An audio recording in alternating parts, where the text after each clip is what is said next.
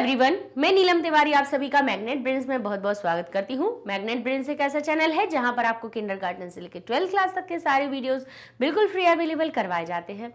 जैसा कि कक्षा 7 संस्कृत व्याकरण में पढ़ रहे हैं हम कारकों को, और कारक में भी हमने 3 कारक आपको पढ़ा चुके हैं। पहले सबसे पहला जो वीडियो बनाया वो इंट्रोडक्शन का बनाया था, जिसमें कि सबका परिचय करवा दिया था। इसके बाद तीनों कारक भी हो चुके, कर्ता हो गया, कर्म हो गया, करण हो गया। तो अब चलते हैं हम अपने संप्रदान कारक पर। संप्रदान कारक क्या होता है और इसके लिए विभक्ति कौन सी प्रयुक्त होती है, और जो हमारी चतुर्थी विभक्ति इसके लिए अगर प्रयोग होनी भी है, और चतुर्थी विभक्ति कहाँ कहाँ प्रयोग हो सकती है उसको भी हम यहाँ पर समझेंगे। तो यहाँ पर सबसे सिंपल सा तरीका है, जैसे कारक यहाँ से हम देखें, ये लिखा है कारक, तो इसमें हमारे पास लिखा है कर्ता, कर्म, करण। ये 3 कारक हम आपको पढ़ा चुके हैं। ठीक है, कारक क्या होते हैं? जिनका क्रिया से संबंध होता है। क्रिया यानी काम, दुनिया में होने वाले जितने भी काम वो सब क्रियाएं हो गई। ठीक है, करने वाला कौन होता है? कर्ता। तो इसीलिए उसको कारकों में सबसे पहले लिखा जाता है, यानी जिसका क्रिया से संबंध सबसे पहले है, यानी क्रिया बिना इसकी नहीं हो सकती, इसीलिए इसको सबसे पहले लिख दिया जाता है। क्रिया के द्वारा जिसको चाहता है वो कर्म होता है, यानी वह जैसे मैं सुबह समाचार पत्र पढ़ती हूँ, तो पढ़ने के द्वारा मैं किसको पढ़ना चाह रही हूँ? समाचार पत्र को। मैं सुबह चाय पीती हूँ, पीने के द्वारा क्या पीना चाह रही हूँ? चाय। चाय हो गया, दूध हो गया, समाचार पत्र हो गया, पुस्तक हो गई पढ़ने के लिए। तो भाई जो काम के द्वारा आप जिसको सबसे अधिक चाहते हो वो आपका कर्म होता है, तो इसको हम दूसरे नंबर पे लिख देते हैं। फिर कहते हैं कि साधक, यानी जो साधकतमम करणम, यानी जो सहायक बनता है वो हमारा करण होता है। हमेशा याद रखिएगा कि सूत्रों से अगर हम किसी चीज को याद रखते हैं तो वो ध्यान में रहती है, कभी भूलते नहीं हैं। कहते हैं कर्ता, कर्ता कौन होता है? काम को करने वाला। कर्तुरीप से तमम कर्म, कर्ता का जो ईप्सित होगा वो कर्म कहलाएगा। कर साधक तमम करणम, साधक जो बनता है यानी सहायक जो बनता है वो करण कहलाता है। फिर आता है हमारा संप्रदान। क्या आता है? संप्रदान। कहते हैं कर्मणा यम प्रभेति, कहते हैं सह संप्रदानम, कर्मणा, कर्म के द्वारा, यम अभिप्रेति, भाई जो क्या हो? अभिप्रेत हो, यानी सबसे प्रिय हो। अब जिसके लिए जो काम किया जाए वह होता है संप्रदान। अब कहते हैं कैसे? अब यहाँ पे लिखा है कर्ता, अब इसको बाद में पढ़ेंगे क्योंकि ये दान क्रिया का संबंध आ गया, पहले ये इसको समझ लेते हैं। कहते हैं कर्ता अपने कर्म के द्वारा तो क्या करता है भाई? कहते हैं कर्ता कर्म को, कर्म लेकिन जिसके लिए किया जा रहा हो। कर्ता तो काम करने वाला होता है। अब कहते हैं कि माता भोजन बनाती है। माता, यहाँ पे माता कौन हो गई? कर्ता। भोजन बनाती हैं। भोजन क्या हो गया? बनाने के द्वारा वो क्या पकाना चाह रही हैं? बनाती है। भोजन बनाती हैं। ठीक है, अब यहाँ पर माता करता है यहाँ पर, और बनाना उनकी क्रिया है। क्रिया के द्वारा किसको बनाना चाह रही हैं? भोजन को। तो भोजन क्या हो गया? उनका कर्म। अब कहते हैं कर्मणा यम अभिप्रेति, यानी कर्म जो हो वो जिसके अभिप्राय से किया जा रहा हो। अब कर्म यानी जो भोजन बनाया जा रहा है वो किसके लिए बनाया जा रहा है? तो अब हम यहाँ पे कुछ जोड़े देते हैं। हमने कहा बालक के लिए, या कहा पुत्री के लिए, फिर हमने कहा पिताजी के लिए। ठीक है, बालक के लिए, पुत्री के लिए, पिताजी के लिए, साधुओं के लिए, सन्यासियों के लिए। तो माता कर्म, उनका कर्म क्या है भाई? उनकी क्रिया तो क्या है? बनाना। अब क्या बना रही है? भोजन बना रही है। भोजन बनाना उनका कर्म है, और कर्म वो किसके लिए कर रही हैं? वो हो गया संप्रदान। तो यहाँ बालक, पुत्री, पिताजी, ये सभी कौन हो गए? संप्रदान। पहचान क्या होती है? जिसमें के लिए का अर्थ छुपा हो। जिसमें क्या छुपा हुआ हो? के लिए का अर्थ, जिसके लिए वो कर्म किया जा रहा हो। कर्मणा यम अभिप्रेति, यानी कर्म जिसके लिए किया जा रहा हो वो हमारा संप्रदान होता है।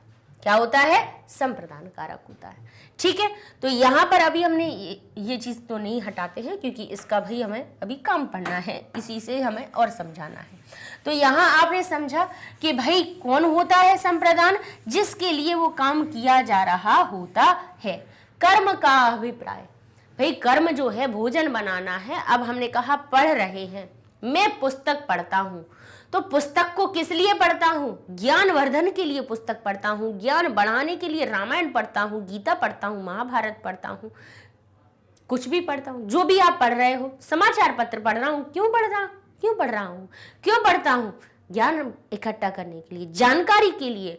तो जो जानकारी हो गई, ज्ञान हो गया, आपका विकास, ज्ञान का आपका विकास हो गया, वो सब क्या हो गया, जिसमें के लिए जुड़ गया है। भाई समाचार पत्र कर्म है आपका, पढ़ रहे हो, किस क्या पढ़ रहे हो, समाचार पत्र पढ़ रहे हो, लेकिन किस लिए पढ़ रहे हो, ज्ञान को इकट्ठा करने के लिए।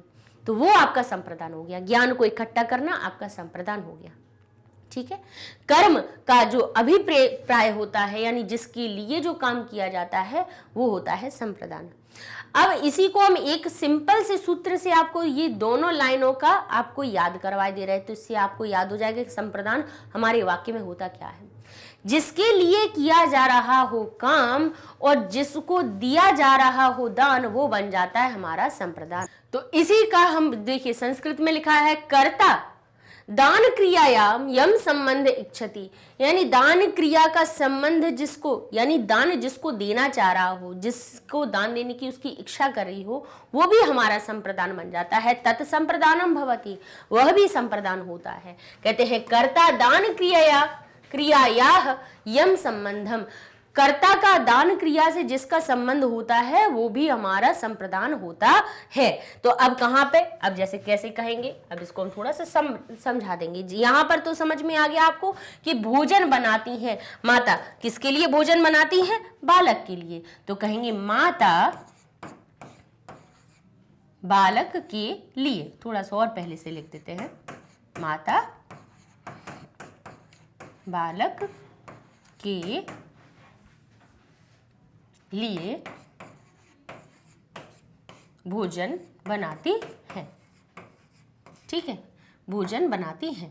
तो इस प्रकार से भोजन इसका कर्म हो गया, वो कर्म का किसके अभिप्राय, किसके लिए ये काम किया जा रहा है, बालक के लिए, तो भाई वो हमारा संप्रदान हो जाएगा। ठीक है, और इसकी पहचान क्या है, के लिए का चिन्ह, क्योंकि यहाँ पे जो कारक के जो चिन्ह पड़ते हैं वो यही दर्शाते हैं कि जिसके साथ में ने लगा हुआ हो वो कर्ता हो जाएगा, जिसके साथ में को हो वो कर्म हो जाएगा, जिसमें सी और के द्वारा लगा हुआ हो वो हमारा करण हो जाएगा। प्रायः 90% यही होता है, 10% में उपपद विभक्तियां चलती हैं, यानी विशेष परिस्थितियां आ जाती हैं। यहाँ पे देखा था ना जब हमने पढ़ा था सहार्थी तृतीया में, हमारा करण कारक तक का सूत्र जब पढ़ रहे थे, उसमें सहार्थी तृतीया में क्या लिखा था कि लिखा तो है कि बालक पिता के साथ जाता है, पिता में के शब्द लगा हुआ है, संबंध कारक बता रहा है, षष्ठी विभक्ति आनी चाहिए, लेकिन जो साथ अर्थ है वो उसमें तृतीया लगवा देगा, षष्ठी नहीं लगने देगा। तो ये विशेष परिस्थितियां उपपद विभक्ति कहलाती हैं। ठीक है, तो यहाँ करण कारक में का चिन्ह के द्वारा होता है, और संप्रदान की पहचान क्या होती है, जिसमें के लिए लिखा हुआ हो। अब के लिए भी कभी कभी नहीं दिखाई देता है, नहीं दिखाई देता है, कहीं कहीं पे क्या लिखा होता है कि राजा प्रजा को धन देता है, राजा किसको, प्रजा को धन देता है। तो यहां राजा कौन हो गया, क्योंकि देने की क्रिया कौन कर रहा है, राजा कर रहा है, तो राजा हो गया यहां कर्ता। देने के द्वारा वो किसको देना चाह रहा है, क्या देना चाह रहा है, बोले धन को देना चाह रहा है।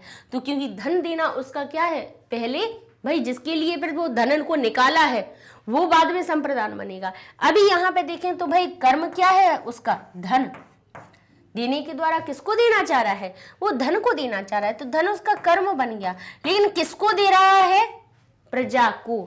अब यहाँ पे आप कहेंगे कर्ता ने कर्म को, इस हिसाब से तो आपको लगेगा कि ये जो प्रजा शब्द है उसके साथ में को का चिन्ह जुड़ा हुआ है, अर्थात वो कर्म है हमारा, होना चाहिए ना, ऐसा ही लगेगा ना आपको, लेकिन नहीं।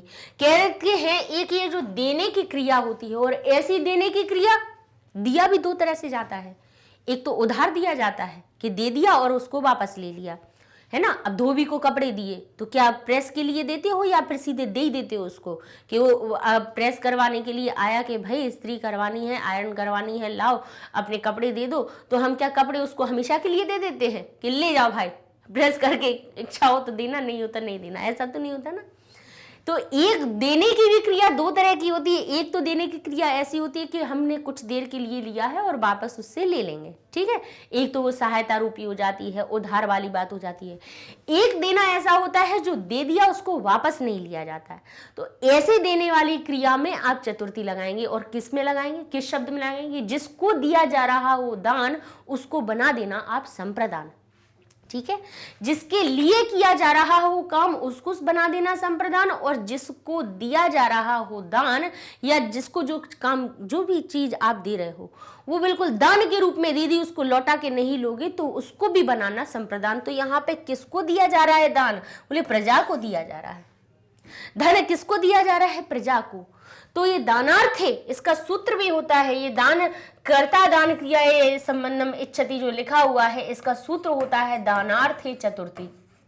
दानार्थे चतुर्थी यानी दान के अर्थ में भी चतुर्थी विभक्ति लगाएंगे, भले ही उसमें को लगा हुआ हो, कर्म उसको नहीं बनाएंगे, द्वितीय विभक्ति उसमें नहीं लगाएंगे। ये कौन सा सूत्र कह रहा है, दानार्थे चतुर्थी सूत्र कह रहा है। इसीलिए यहाँ पे प्रजा शब्द में द्वितीय न लगा के क्या लगाएंगे, हम लगाएंगे चतुर्थी विभक्ति। तो यहां हम लिख देंगे प्रजायई, प्रजायई। अब आप कहेंगे प्रजा शब्द को प्रजायई क्यों लिखा, बालक को तो बालकाय लिखते हो। तो भाई बालक होता है हमारा अकारांत शब्द यानी अ से अंत होने वाला, इसलिए इसको अकारांत पुल्लिंग की तरह बनाएंगे। और प्रजा जो शब्द है वो है बड़या की मात्रा वाला, बड़या की मात्रा है, आकारांत हो गया, आकारांत स्त्रीलिंग बालिका जैसे रूप बनेंगे तो लता बन जाता है लता यही, बालिका बन जाता है बालिका यही, तो प्रजा बन गया हमारा प्रजा यही। तो हम क्या लिखेंगे, कर राजा को लिखेंगे राजा प्रजा यही धनम, धनम यच्छति। यच्छ और दा दो धातुएं देने के अर्थ में प्रयोग होती हैं। यच्छति, राजा प्रजायै धनम यच्छति, राजा प्रजा को धन देता है। भले ही इसमें के लिए का अर्थ नहीं निकल रहा है, को लिखा है, लेकिन फिर भी हमने संप्रदान की विभक्ति लगाई। इसी को उपपद विभक्ति कहते हैं कि को का अर्थ होते हुए भी यहाँ संप्रदान का चिन्ह इधर नहीं लगा हुआ है, संप्रदान का के लिए का चिन्ह नहीं। यहाँ तो भाई के लिए लिखा हुआ है तो ये तो बिल्कुल आराम से कहेगा संप्रदान के लिए, यानी के लिए लिखा है वो संप्रदान है, संप्रदान चतुर्थी सूत्र कह देगा, संप्रदान में चतुर्थी लगाइए। ये तो बिल्कुल सामने अपनी पहचान लेके खड़ा हुआ है, लेकिन इसमें पहचान छुप गई, फिर भी दानार्थ चतुर्थी ने कहा कि जिसको दिया जा रहा हो दान उसको बना देना संप्रदान। तो प्रजा को यहाँ पे क्या बना दिया, संप्रदान बना दिया। प्रजा में चतुर्थी विभक्ति हमने लगा दी। चतुर्थी ही क्यों लगाते हैं, क्योंकि भाई प्रथमा क्रम से देखा जाए तो कर्ता सबसे पहले होता है, इसीलिए उसमें प्रथमा विभक्ति लगाई जाती है। कर्म दूसरे नंबर पे होता है इसलिए उसमें द्वितीय लगाई जाती है। फिर करण तीसरे नंबर पे होता है तो इसलिए तृतीया लगाई जाती है। और संप्रदान चौथे नंबर पे होता है इसीलिए उसमें हम चतुर्थी विभक्ति लगाते हैं, ठीक है। अब देखेंगे कि जहां जहां पे के लिए का अर्थ निकलेगा वहां पर आपको चतुर्थी विभक्ति लगाना है। कहेंगे बल के लिए गज, किसके लिए, के लिए का अर्थ निकल रहा है। हाथी बल के लिए, हाथी किसके लिए प्रसिद्ध होता है, प्रसिद्धि के लिए। कहते हैं कह कस्मई प्रसिद्ध, जो जिसके लिए प्रसिद्ध होता है उसमें भी चतुर्थी होता है। हाथी बल के लिए प्रसिद्ध है, सिंह पराक्रम के लिए प्रसिद्ध है, बंदर कूदने के लिए प्रसिद्ध है। कहते हैं जो जिसमें प्रसिद्ध होता है उसमें भी चतुर्थी है। हाथी किसके लिए प्रसिद्ध है, क्योंकि के लिए का अर्थ है ना, हाथी बल के लिए, बल में के लिए जहां लगा है हमें चतुर्थी लगा ही देनी है। तो कहेंगे गजह बलाय, सिंह पराक्रमाय, वानरः कूर्दनाय, कूर्दन यानी कूदना। कहते हैं और कूर्दन शब्द में चतुर्थी विभक्ति लगा दी, क्या बन गया हमारा कूर्दनाय। अब जरा चतुर्थी विभक्ति के हम आपको लाइन बता दें, विभक्ति का मतलब समझ में आ रहा है, विभक्ति कहां से लगाओगे तो उसके लिए भी बता देते हैं। यहाँ देख लीजिए, ये भी बता दें आपको। तो प्रथमा विभक्ति के जरा रूप हम अभी बालक के बता दें तो बालक क्या बनता है, बालकः बालकऊ। जो चतुर्थी विभक्ति बोल रहे हैं वो आपको कहाँ से मिलेगी? शब्द रूपों में मिलेगी। शब्द रूप में कहाँ मिलेगी? चौथे नंबर पे मिलेगी। प्रथमा के रूप नहीं लगाएंगे संप्रदान में, द्वितीया के नहीं लगाएंगे, क्योंकि इनमें ये किन किन के लिए बने हुए हैं? ये कर्ता के लिए बने हैं, ये कर्म के लिए बने हैं। तृतीया विभक्ति नहीं लगाएंगे क्योंकि सहायक जो शब्द होता है उसके लिए तीसरी लाइन होती है।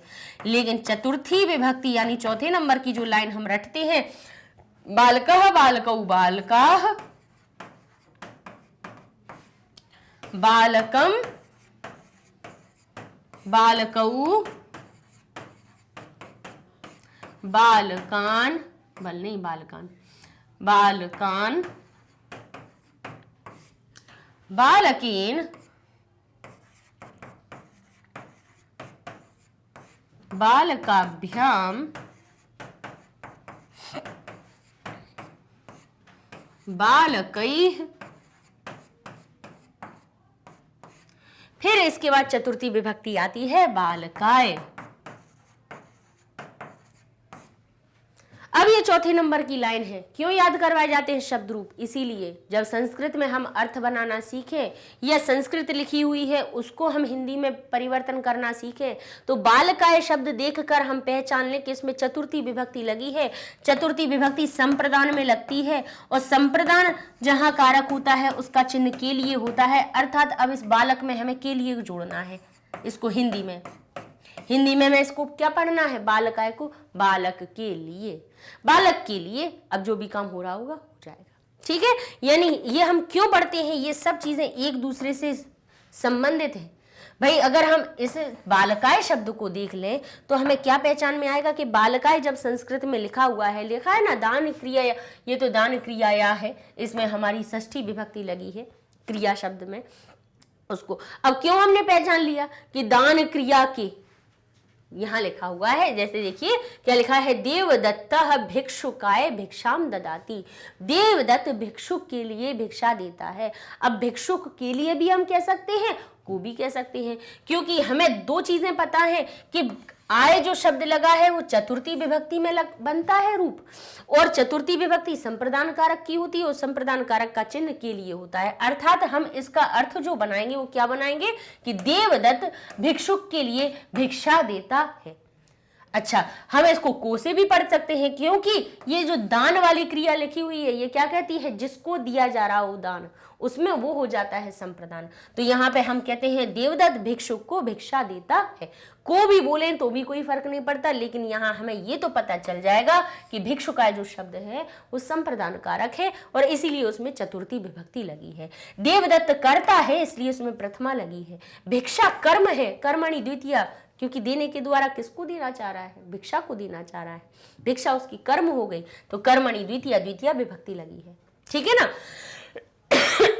तो हम क्यों पढ़ते हैं शब्द रूप, क्यों याद करते हैं? इसलिए नहीं करते हैं कि हम केवल अपने पूरे नंबर ले आए, रट के हम नंबर ले आए, कोई मतलब नहीं है। हमें भाषा को समझना है, ठीक है ना। तो हम ये देखेंगे, हमने इसको हमें रूप इसलिए करने हैं जिससे अर्थ हमें सही पता चल पाए। फिर कहते हैं बालकाभ्याम, चतुर्थी विभक्ति में द्विवचन के लिए। अब यहाँ पे एक भिक्षुक नहीं होता, दो भिक्षुक होते, तो हम कहते हैं यहाँ पे भिक्षुकाभ्याम। देवदत्तः भिक्षुकाभ्याम भिक्षाम ददाति, यानी देवदत्त दो भिक्षुकों को देता है, दो भिखारियों को धन देता है। अब यहाँ पे दो ना होते, बहुत सारे भिक्षुक होते, तब क्या बनता, हम कहते जैसे बालकेभ्यः बन जाता है। यहाँ पर चतुर्थी विभक्ति बहुवचन में बालक शब्द बन जाता है बालकेभ्यः, जिसका अर्थ क्या निकलता है, बालक के लिए, दो बालकों के लिए, बहुत सारे बालकों के लिए। तो भाई जो चतुर्थी विभक्ति हम पढ़ रहे हैं, ये चौथे नंबर की लाइन हम इसके लिए पढ़ते हैं, इसलिए याद करते हैं, ठीक है ना। तो हम क्या कर सकते हैं, देवदत्त भिक्षु, दो भिक्षुकों के लिए भिक्षुकाभ्याम भिक्षाम ददाति। देवदत्त भिक्षुकेभ्यः यानी भिखारियों को धन देता है, तो कहेंगे देवदत्तः भिक्षुकेभ्यः भिक्षाम ददाति। इसका मतलब ये नहीं है कि भिखारी एक हो गया, दो हो गया या बहुत सारे हो गए तो इनमें कोई फर्क पड़ जाए, नहीं। देवदत्त एक ही रहेगा, भिक्षा या धन वही रहेगा, देने की क्रिया वही रहेगी। इसके अगर रूप बदलेंगे तब हम चतुर्थी विभक्ति के इन तीनों रूपों में से कोई भी उठा के रख देंगे, ठीक है, तो इस प्रकार से ये हम याद करते हैं। अब देख रहे हैं हमने क्या दिखाया है यहाँ पे आपको, ये चतुर्थी विभक्ति में एक वचन का रूप क्या बनता है, बालकाय, बालकाभ्याम और बालकेभ्य। अब हम आगे देखते जाएंगे। तो क्या कहा, गज बल के लिए तो बल बन गया बलाय, सिंह पराक्रम के लिए सिंह पराक्रमाय, जैसे बालकाय बना था। वानरः कूर्दनाय, बालक वानर जो है वो कूदने के लिए है। अब कहते हैं, देखिए फिर से, कह कस्मई प्रसिद्ध, जो जिसमें प्रसिद्ध होता है उसमें भी चतुर्थी विभक्ति लगाते हैं। बकह यानी बगुला होता है, वो किसके लिए होता है, ध्यान के लिए, तो ध्यान आए। कहते हैं बिडालह, बिल्ली किस लिए होती है, दुग्धाय, दूध पीने के लिए प्रसिद्ध होती है। हंसः विवेकाय, हंस किसके लिए होता है, विवेक के लिए, तो विवेकाय। जो जिसमें प्रसिद्ध होगा उस प्रसिद्धि का जो कारण बनेगा उसमें भी हम चतुर्थी लगाएंगे। कहते हैं शुकाह रटनाय, जो शुक होते हैं, तोता होते हैं, वो रटने के लिए प्रसिद्ध होते हैं। मयूरः नर्तनाय, मयूर जो होती हैं वो नाचने के लिए प्रसिद्ध होती हैं। अश्वाह धावनाय, घोड़ा दौड़ने के लिए प्रसिद्ध होता है। आगे देखते हैं, कुकरह रक्षणाय, जो कुत्ते होते हैं वो रक्षा के लिए प्रसिद्ध होते हैं। और गदर कहते हैं गर्धभः नर्तनाय, जो गर्धभ होते हैं, गधे जो होते हैं वो किसके लिए, ढोने के लिए, भार को ढोने के लिए प्रसिद्ध होते हैं। कपोतः संकटनाय, यानी किसके लिए, जो जो कबूतर होते हैं वो समूह में रहने के लिए, समूह और एकता में रहने के लिए, संगठन के लिए कैसे होते हैं, प्रसिद्ध होते हैं। पर्वतः दृढ़तायै, पर्वत किसके लिए है, दृढ़ता के लिए होते हैं। अब दृढ़ता यही क्यों बना दिया, अभी आपको तुरंत ये सवाल आया होगा मन में, नहीं आया तो हमने आपको बता दिया कि ये प्रश्न पूछो। यहाँ पे आय लिख रहे थे, यहाँ पे दृढ़ता यही क्यों लिख दिया आपने, क्यों लिखा, क्योंकि अभी तक जितने भी ये हमारे शब्द आ रहे थे, नर्तन, संगठन होगा ये, संगठनाय, रक्षण, रटन, ये सब कैसे हो रहे थे, अकारांत हो रहे थे। नर्तन है ना, धावन, ध्यान, दुग्ध, यहाँ पे जितने भी थे आ से अंत हो रहा था, इसीलिए उसमें अकारांत शब्दों के हमने रूप लगाए। अकारांत यानी बालक जैसे, सबके कैसे रूप बनाए, बालक जैसे रूप बनाए, अकारांत पुल्लिंग जैसे। तो जैसे बालक बालकाय बन जाता है, इसीलिए हमने सबको ध्यानाय, दुग्धाय, बलाय, विवेकाय, संगठनाय, नर्तनाय, धावनाय, ये सब हमने आय लगा दिया। लेकिन अब आया हमारे पास दृढ़ता, ये क्या लिखा था, दृढ़ता। अब ये अकारांत ना हो कि ये कैसा हो गया, आकारांत, यानी इस शब्द का अंत किससे हो रहा है, बड़े आ से हो रहा है। बड़े आ की मात्रा से अंत हो रहा है, तो अब इसका बालक की तरह रूप ना बन के बालिका की तरह रूप बनेगा। और अगर बालिका के अगर आप चतुर्थी विभक्ति के रूप देखें तो कैसे बनते हैं, चतुर्थी विभक्ति में हमारी बालिका जो शब्द रूप है उसके बनते हैं बालिकायै, बालिकाभ्याम, और ये हो जाता है बालिकाभ्यः।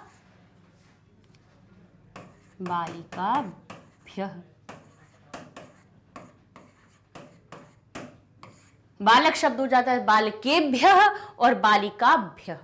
ठीक है, ये हमारे चतुर्थी विभक्ति में आकारांत जो शब्द होंगे उनके रूप बनते हैं। आकारांत यानी बड़े आ की मात्रा से जिनका अंत हो रहा होगा। तो दृढ़ता बड़े आ की मात्रा से था, इसीलिए बालिका यही जैसा दृढ़ता यही बन गया। प्रकाश शब्द कैसा है, प्रकाश छोटे आ से अंत हो रहा है, अकारांत शब्द है, इसीलिए प्रकाशाय, बालक जैसा बालकाय जैसा प्रकाश लिख दिया, प्रकाशाय। शीतल, अब देखो ये क्या लिखा है, चंद्रः शीतला, शीतलता यही। अब शीतल अकेला होता, शीतल होता तो शीतलाय कर देते हम, ठीक है, लेकिन यहाँ पे सॉरी गलत लिखा था हमने, ये लिखा है शीतल होता अकेला तो हम कहते शीतलाय यानी ठंडक के लिए, लेकिन शीतलता, शीतलता शब्द ने क्या कहा, बड़े आ की मात्रा बना दी, बड़े आ की मात्रा लग गई तो यही लग गया, क्योंकि बड़े आ की मात्रा वाले में यही लगाएंगे चतुर्थी विभक्ति में। तो ये हो गया हमारा चंद्रः शीतलता यही, दीपकः प्रकाशाय, पर्वतः दृढ़ता यही। आगे लिखा है, अब दो और बता देते हैं कि कहां कहां पर। जैसे अब कहें कि पिता पुत्र पर क्रोध करता है, ठीक है। अब कहा शिक्षक, कोई बच्चा है, उद्दंडी छात्र है, कोई बहुत शैतानी करता है, उस पर कहेंगे वो जो टीचर है ना उस पर बहुत डांट रहे थे, उसको बहुत डांट रहे थे, बच्चे को बहुत डांट रहे थे। तो कहाँ पे, कहीं पे हमने कहा को, कहीं कहा पर, ठीक है। क्रोध करता है, कौन क्रोध करता है? कहेंगे कि पिता पुत्र पर बहुत क्रोध करते हैं। क्यों करते हैं? क्योंकि वो बात नहीं सुन रहा था, पढ़ाई नहीं कर रहा था या कुछ भी। तो क्या कहा? पुत्र पर क्रोध करते हैं। अब कहा कि शिक्षक उद्दंडी जो छात्र है उसको डांटते हैं, उस पर क्रोध करते हैं। तो जो क्रोध धातु हुई, कुप धातु हुई, क्रोध धातु हुई, जिस पर क्रोध किया जा रहा हो, जिस पर क्रोध किया जा रहा हो, तो भाई बालक पर किया जा रहा है, छात्र पर किया जा रहा है, या किस पर क्रोध कर रहा है? जिस पर क्रोध कर रहा है वो, उसके साथ में पर शब्द लगे होने पर भी। हमने विभक्तियों को कि आपको चिन्ह याद करवाए थे कि कर्ता ने कर्म को करण से, संप्रदान के लिए अपादान से, संबंध काकी के, और अधिकरण में और पर। इसके हिसाब से तो अधिकरण यानी जो 7वें नंबर पे सप्तमी विभक्ति वाला जो अधिकरण कारक लिखा हुआ है, तो पर के अर्थ में तो जैसे यहां लिखा है कि पिता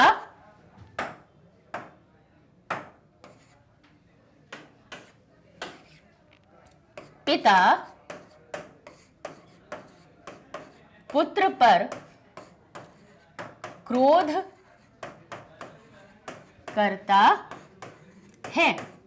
तो इस हिसाब से तो ये पिता तो कौन हो गए? कर्ता हो गए। क्रोध करना इनकी क्रिया हो गई। लेकिन पुत्र के साथ में जो पर लगा हुआ है, तो पर तो हमारा कहां होता है? अधिकरण में पर।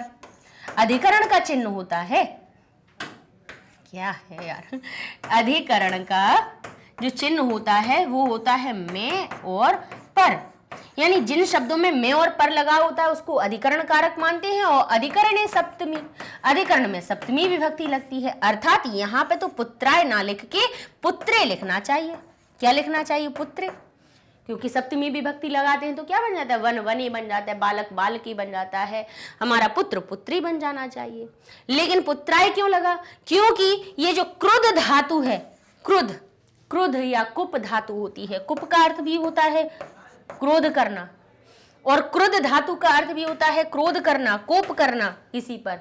तो उस धातु के योग में और पर होने पर भी सप्तमी विभक्ति नहीं लगती है, चतुर्थी विभक्ति लगती है। यानी पुत्र शब्द में हम चतुर्थी विभक्ति वाला रूप लिखेंगे, पुत्राय, बालकाय, छात्राय।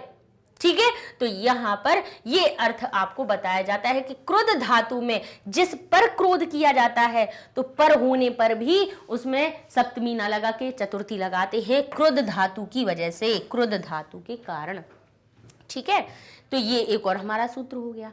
अब हमने तृतीया विभक्ति में भी आपको बताया था कि अलम योगे तृतीया, अलम के योग में तृतीया होती है, सिखाई थी। तो आप कहोगे अब ये चतुर्थी में भी आ गया? हाँ बिल्कुल आ गया। अलम के दो अर्थ निकलते हैं। एक अलम का अर्थ होता है मत, और एक का होता है पर्याप्त।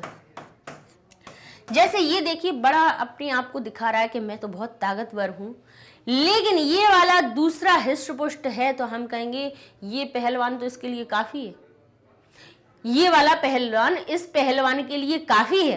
कहा ना, काफी है, पर्याप्त है। तो एक जो अलम होता है उसके दो अर्थ निकलते हैं। एक तो होता है मत, इसी अलम को, और एक अर्थ होता है पर्याप्त या काफी, पर्याप्त या काफी। तो जहां पे पर्याप्त या काफी वाली बात हो रही होगी वहां पर आप चतुर्थी लगाएंगे। और जहां पर क्या हो रही थी, जहां पे मत करने की बात हो रही थी, कहा कि कोलाहल मत करो, तो हमने क्या कहा था? कोलाहल में तृतीया लगा दी थी, क्योंकि वहां पे हम अर्थ बता रहे थे कि शोर मत करो। मत का अर्थ हो रहा था अलम में, तो अलम के साथ में जब मत का अर्थ निकल रहा था तब कोलाहल में क्या बन गया था? कोलाहलीन। तृतीया लग गई थी इसी अलम के योग में, क्योंकि वहां पे अलम का जो अर्थ निकल रहा था वो मत वाला निकल रहा था, ना करने वाला निकल रहा था, निषेधात्मक रूप निकल रहा था। लेकिन यहां पर जो अलम है वो किसके लिए, पर्याप्त के लिए कह रहे हैं कि यह मल्लह, एषः मल्लह, यह पहलवान, मल्लाय अलम, इस पहलवान के लिए कैसा है, पर्याप्त है, बहुत पर्याप्त है। देखो इनकी देख लो, इसका देख लो, बहुत पर्याप्त है ना। तो क्या कहेंगे, जहां पर्याप्तता का अर्थ हो, ये अलम जो है वो पर्याप्त या काफी का अर्थ बताए, तब उसके योग में आप चतुर्थी लगाएंगे, जिसके लिए यह पहलवान दूसरे पहलवान के लिए काफी है। तो जहां पे पर्याप्त या काफी का अर्थ आ जाए अलम में, वहां पर भी चतुर्थी विभक्ति आपकी लगाई। ठीक है, तो अब आगे चलते हैं और थोड़ी सी देख लेते हैं कि जन यानी लोग जो है, कोई इंसान है, व्यक्ति है, कोई भी भिक्षुक के लिए धन देता है। अच्छा, देने की जो धातु होती है उसको दो बोलते हैं, दो उसके रूप होते हैं। एक तो दा का अर्थ भी होता है देना, और यच्छ, यच्छ का अर्थ भी होता है देना या प्रदान करना। यच्छ का अर्थ क्या होता है, प्रदान करना। तो जहां देने की बात आ रही हो, जिसको धन दिया जा रहा हो या जिसको प्रदान किया जा रहा हो, उसको में हमें जिसको देते हैं उसमें क्या कर लगा देते, चतुर्थी लगाते हैं। भिक्षुक को देंगे, छात्र को, भाई अब कहें कि जो शिक्षक हैं छात्र को पुरस्कार देते हैं, पुरस्कार प्रदान करते हैं। जो अतिथि आए उन्होंने बच्चों को पुरस्कार प्रदान किया, तो पुरस्कार किसको, बच्चों को का अर्थ आ रहा था बना रहे, लेकिन जिसको दिया जाए दान या जिसको कुछ भी किया जाए प्रदान, उसको बनाना है संप्रदान। तो यहाँ पर भिक्षुक को प्रदान करते हैं, अब धन करते हैं, जो भी करते हैं, जो भी प्रदान कर रहे हो, तो भिक्षुक क्या हो जाएगा, हमारा भिक्षुकाय, चतुर्थी विभक्ति वाला आएगा।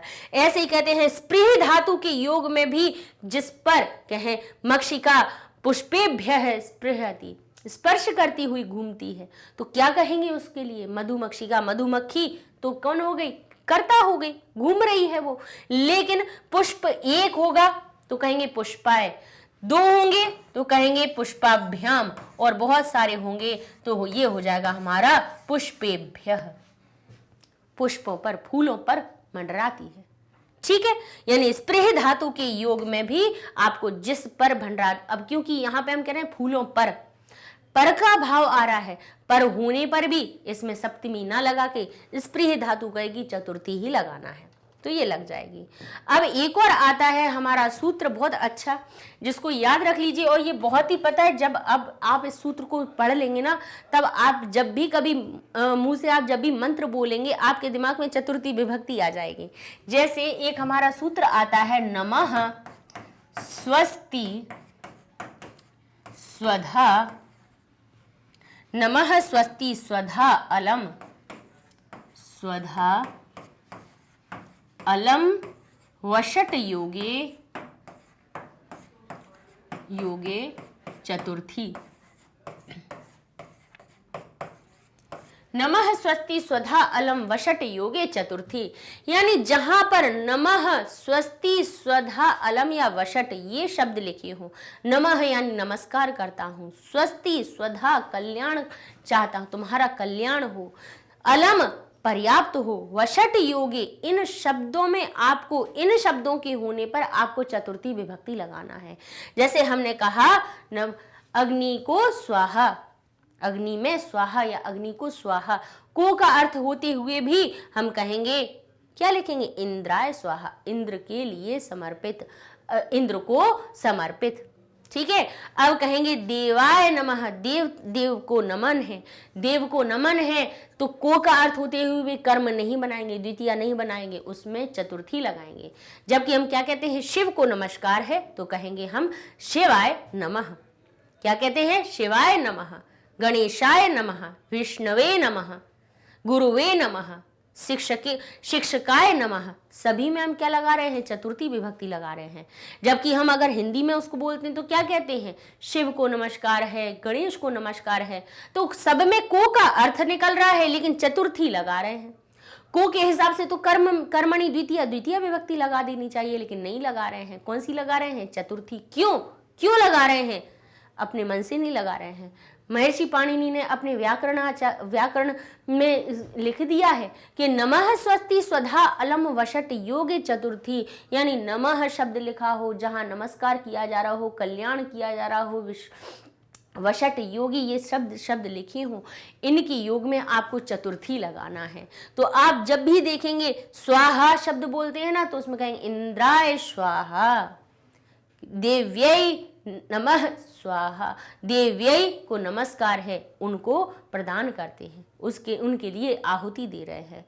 तो हमेशा इन शब्दों के योग में चतुर्थी लगाई जाती है। को का अर्थ होते हुए भी, फिर भी संप्रदान चतुर्थी के लिए का भाव होते हुए भी हम क्या कहेंगे, यहाँ पे चतुर्थी लगाएंगे। तो इस प्रकार से देखिए देवाय नमः, अब एक देवता है तो देवाय नमः, दो देवता होते तो हम कहते देवाभ्याम नमः, और बहुत सारे होते तो कहते देवेभ्यः नमः, कहते ना देवेभ्यः नमः, यानी बहुत सारे देवताओं हैं उनको नमन किया जा रहा है।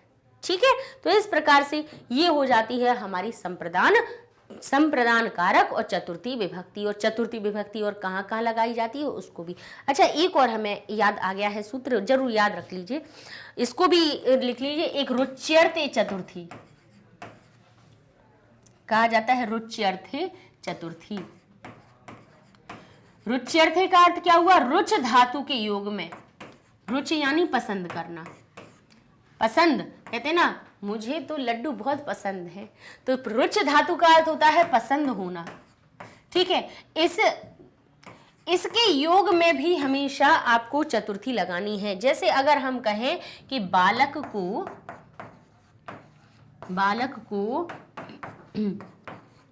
लड्डू पसंद है, तो हम क्या लिखेंगे इसमें, बालक को। अब बालक में लिखा है को, ऐसे तो कर्ता ने कर्म को, इस हिसाब से तो कर्म बन रहा है, ये को क्या बन रहा है, को बन रहा है, को के हिसाब से कर्म बन रहा है, और कर्मणि द्वितीया, यानी इसमें तो हमें बालकम लिख देना चाहिए। क्या लिख देना चाहिए, बालकम मोदकम रुच्यते, यानी बालक को लड्डू पसंद है ना, अब ऐसे ही होना चाहिए। लेकिन यहां पर रुच्यर्थे चतुर्थी कह रहा है कि रुच धातु के योग में आप चतुर्थी जिसको पसंद हो, उसमें को होने पर भी, को लगा हुआ हो, बना रहने देना, कर्म नहीं बनाना। रुच्यर्थे चतुर्थी, उसमें चतुर्थी विभक्ति लगाना, कहना बालकाय मोदकम रुच्यते, बालक को लड्डू पसंद है। अब जो पसंद है, जो उसका प्रिय है, उसको कर्म बना देना, वो तो द्वितीया बन जाएगी। लेकिन यहाँ पे बालक हमारा वो नहीं बनेगा, कर्म नहीं बनेगा, को का अर्थ नहीं आएगा, द्वितीय विभक्ति नहीं लगेगी। को होने पर भी रुच्यर्थे सूत्र कहेगा चतुर्थी विभक्ति लगाइए, तो कहेंगे बालकाय मोदकम रुच्यते, बालक को लड्डू पसंद है। ठीक है, तो ये भी एक सूत्र याद आ गया बताते बताते में, तो उसको भी हमने बता दिया। इस तरह से ये सारे वीडियोस आपको हमारी वेबसाइट पे भी मिल जाएंगे। आप गूगल टैब पे जाइए, लिखिए magnetbrains.com, इंटर करते हैं, आपके सामने वेबसाइट पेज ओपन हो जाएगा। क्लास 7th को सर्च करेंगे, यहाँ पे क्लास 7th की प्लेलिस्ट आ जाएगी वेबसाइट में। यहाँ पर आप वॉच नाउ पे क्लिक करेंगे तो संस्कृत NCERT की अलग वीडियोस की प्लेलिस्ट बन चुकी है, व्याकरण की अलग बन गई है।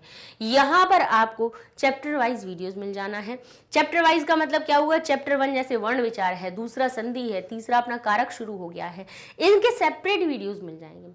पूरी प्लेलिस्ट नहीं खुलेगी आपके सामने, आपको जो लेसन पढ़ना है सीधा पर्टिकुलर आप उसी पे चले जाइए। तो यहाँ पे अगर वर्ण विचार खोलते हैं तो केवल आपके 3 वर्ण विचार वाले ही वीडियो आपके सामने आ जाएंगे। आप पहला पढ़ लीजिए, दूसरा पढ़ लीजिए, तीसरा पढ़ लीजिए, आपका एक चैप्टर खत्म हो गया। यहाँ पे ये नहीं है कि पूरी लंबी प्लेलिस्ट में अब हम सर्च कर रहे हैं कि वर्ण विचार कौन सा है ना। तो इस तरह से ढूंढना आसान हो जाता है। ओवरव्यू का क्लिक किया, उसमें सब बता दिया कि क्या क्या हम पढ़ाने वाले हैं। तो इस तरह से ढूंढना आसान है, पता भी चल जाता है कि क्या क्या चीज़ें हमारी चल रही हो, क्या होनी है। तो पढ़ाई करते रहिए मैग्नेट ब्रेन्स के साथ में। मिलते हैं नेक्स्ट वीडियो में, जिसमें कि अब हम अपादान कारक को पढ़ेंगे। 4 कारक हमारे हो चुके हैं, 3 और बचे हुए हैं। आसान से छोटे छोटे से कारक हैं, अभी कंप्लीट हो जाएंगे। कारक पढ़ लिए, आधी संस्कृत आ गई आपको, है ना। बची हुई संस्कृत हम शब्द रूप और धातु रूपों से पूरी कर लेंगे। ठीक है, तब तक के लिए धन्यवाद।